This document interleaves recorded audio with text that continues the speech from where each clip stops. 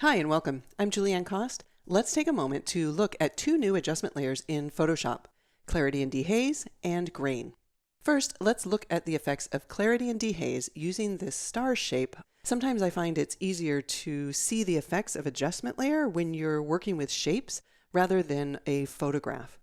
So on the Layers panel, I'll choose my adjustment icon and add Clarity and Dehaze. We'll start with Clarity. Clarity adjusts edge contrast in an image. So dragging the slider to the left is going to decrease the amount of contrast, while dragging it to the right is going to increase the amount of contrast. When using Clarity, you'll notice that the changes affect a relatively wide number of pixels on either side of the edge. This allows Clarity to add edge contrast, but with a softer transitional area as it fades away from the detected edge.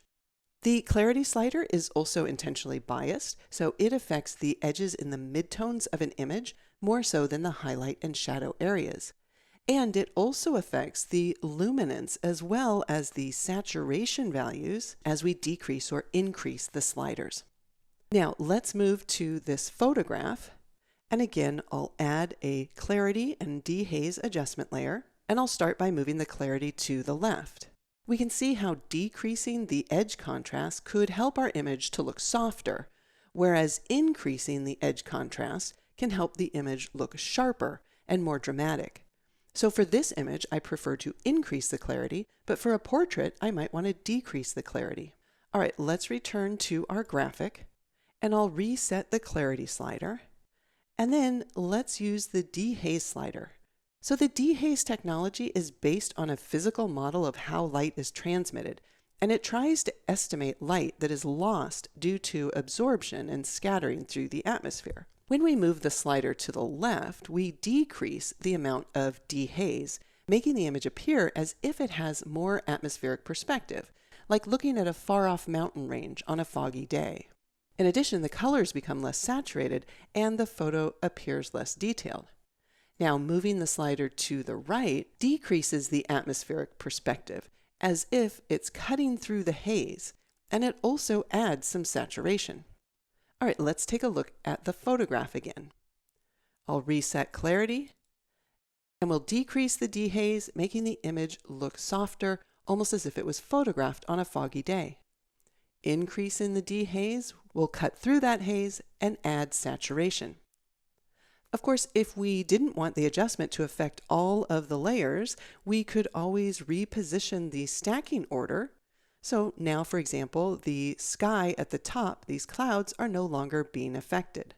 All right, I'll use Command Z in order to undo that. If the colors become overly saturated, we can change the adjustment layer's blend mode to luminosity so that only the grayscale values are affected and not the color. All right, next let's take a look at the grain adjustment layer. Now in this image, I used generative fill here on this layer and this layer to remove these distracting light areas in the background. I'll go ahead and zoom into 100%, which is the percentage that I usually work at, but to make sure that you're able to see this change in the grain, I'm going to zoom in once more to 200%. And now we can see the areas that have been filled with generative fill. They're a lot smoother than the original areas from the background image. So in order to add grain and make this look more realistic, I will choose the grain adjustment layer. But if we change the grain right now, not only will we be adding it to the generative fill layers, but also to the background. So I will select the two generative fill layers and drag them to the folder or group icon to put them inside of a group.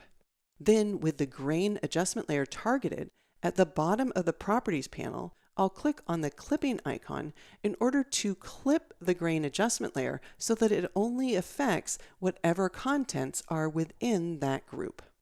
So the amount slider is going to control the amount of contrast that's being added into our grain. The size will determine if we want very small pieces of grain or larger grain. I'm going to set that down fairly low. And the roughness slider is going to determine whether the grain appears to have really sharp edges or if it's a bit rougher and a bit more blotchy. Excellent. So now we can see with this additional grain, the generative fill layers blend much more seamlessly with the background.